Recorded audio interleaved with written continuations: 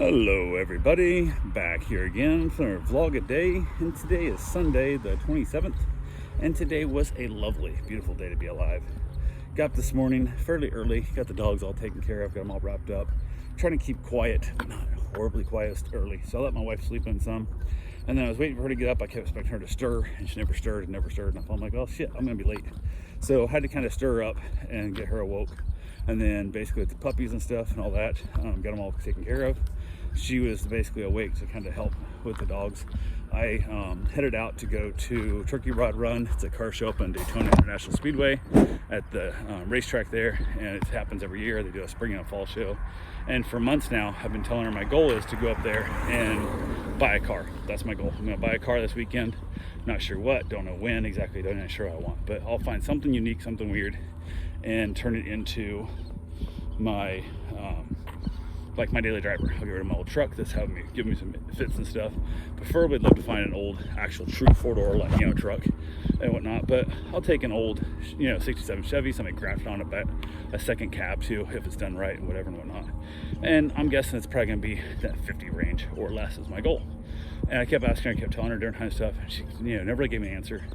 And then today she tells me I got $25 to spend. Here's my budget. I'm like, I need you to tell me what's the most I can spend. Like, tell me what's the max. Like, are you gonna tell me 100 grand? You're gonna tell me 50 grand? You're gonna tell me 15 grand? I need you to tell me what's the maximum amount I can spend without making you upset and scaring the hell out of you and all this kind of stuff financially. And the way it works, I have the right to do whatever I want with our money, and will just keep us from going bankrupt, and we keep making money, and it's all fine. Because we're in a way better position we ever were than she was before in her life, so she trusts me. But I need her to tell me these in words out loud. And she tells me I have $25 to spend. I'm like, it's like 15 bucks to get in the damn place. Like, it's like at 10 bucks to spend. Like, I don't know how much parking costs. Like, I can't actually go to this damn show. But she's like, yeah, whatever. And I'm like, okay, I guess I'm not buying nothing. So jumped in the Corvette, headed up. I was gonna take the truck in case I bought something or wanted to bring home some knickknacks or whatever the hell it was, but I didn't. Took the car. Partly because I thought, hell, who knows, somebody might want to trade me for my vet in on something else, so find a $30,000 car, 15 grand of vet, 15 grand cash, boom, done deal, just drive it on home. So wasn't the case. I get there, couldn't find a parking for just the people who wanted to look at the show.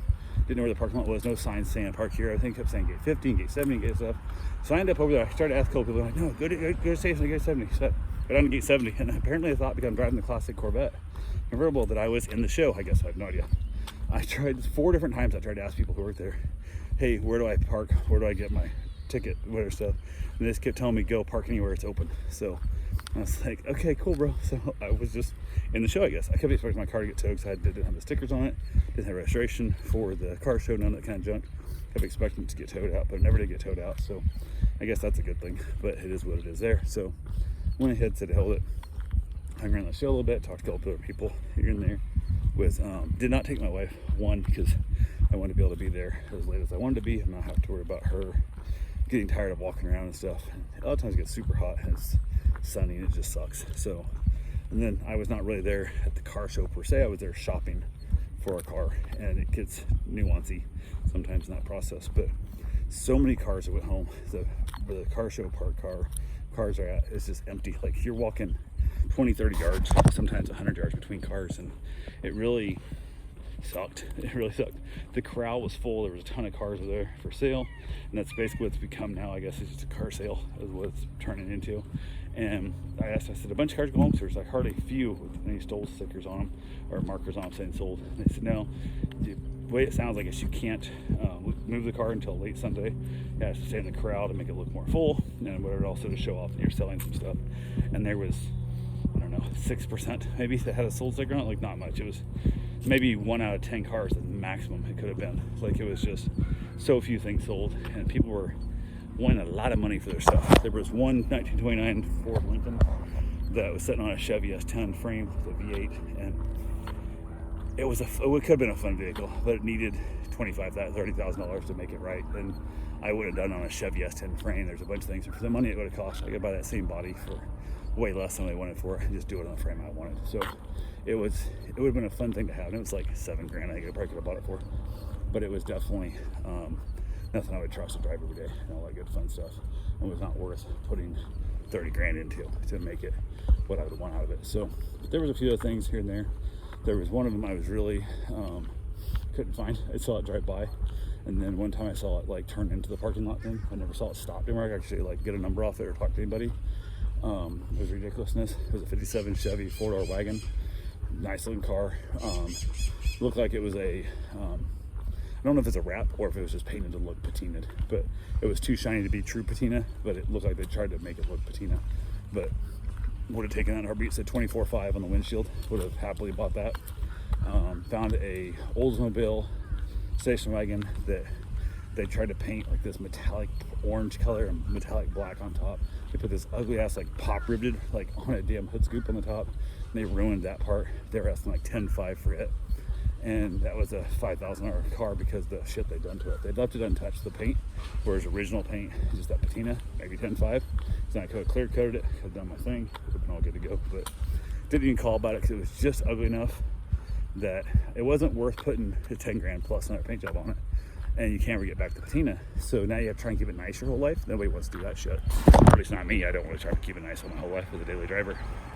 And there was no value in the car. I had it wasn't great enough for that price. So I was going to end up 20 grand into it, just with AC and having somewhat of a paint job you could stand. And there's way better deals out there than that. And there's a couple other things here and there I'd like to add, but nothing major.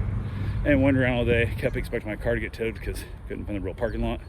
And got back over and stuff, went and checked and changed my water bottle out, got another water bottle. Everything was good there. Walked all over the damn place. Hit up the swap meet sections and stuff, and wasn't really looking to hang. I found a really cool wooden cigar Indian for $1,000, but I was in the Corvette, so I couldn't get it home. Found a really nice 78 4-door pickup truck, what they call a 3+3, and it's 2 bench seats, so it's 2 full cabs basically on the truck. But it was sadly a dually. Not a fan of dualies, so I could have, put a new side bed rails on it, and I could have done some stuff there and whatnot, and it would have been all right. But put a smaller axle in the whole thing. But it just becomes, they're already asking a lot of the money, and it becomes now I'm getting all the money in it that isn't what I really want. There was another beautiful one that said they're asking 30 grand for it with an LSX motor in it, and I don't want that. I don't want the computer shit. I don't want all that BS. I want a carburetor. I want something simple I can work on myself 100%. Don't need a diagnostic tool, nothing on it. So finally wrapped up there, said to hell with it, headed back home. Got home on the way, stopped by Mullinex, which is a little Ford dealership, whatever, here in New Smyrna, and looking for a Ford Maverick. Thought maybe I'll just buy a Ford Maverick. She told me I have an old truck. I was going to get a Ford Maverick. None in stock, no idea. We can order you one. I'm like, I've never even seen or touched one of these things. I'm not giving you 30 grand for a vehicle I've never even driven. So, and I was like, well, we can put you on. I'm like, this, go away. I'll find one. No big deal. So I basically headed out of there, went over to Home Depot, picked up some mold removal treatment, and then basically headed home. Went ahead, got my run in, went and walked, went and fed the cat that I had to feed. I think I feed it tomorrow also. My last day is tomorrow. But I got the cat fed, got it all taken care of, and then from there, headed back to the house. We ended up having ourselves a wonderful little dinner, knocked that out, and then ended up outside. Oh, I gave back the one dog. One dog went home. So now I'm down to just 3 dogs right now, and that's working out fine. And I went back outside, played outside for a little bit with the dogs, had myself a nice little scar. I could barely stay awake. I was so exhausted. I don't know if I was walking in the sun or what it was, but it was kicking my butt. So, but yeah, I went ahead from there. After having a cigar outside, I came back inside, was getting a snack ready, and the 2 dogs, which are roommates, the one decided just to attack the other one, like it was bad. Like my wife was yelling at it to stop, but it wouldn't stop. So I had to run in there and like really scream at it and basically chase it off the bed. And then it was like all ground like an asshole to me thing. I'm like, I ain't having that shit. So I chased him out of the room, left him out in the living room for a couple hours, and all that good fun stuff. So yeah, that's how our night wrapped up. No new car. And then my wife and I talked about the fact of getting an old car as opposed to a new car, and how the old car will never go down in value any more than it really is. It'll always be worth something when the new car becomes unworth fixing. The old car will always be worth fixing, as long as you just stay on top of it, kind of thing. So I think she's changed her mind to that concept, but I still don't know exactly what my budget is of what she would feel comfortable with me spending on a new car. So, and by new car I mean new old car. So anyway, that's all I got for now. Talk to you guys tomorrow. Have yourself a safe, wonderful day. Thanks for watching.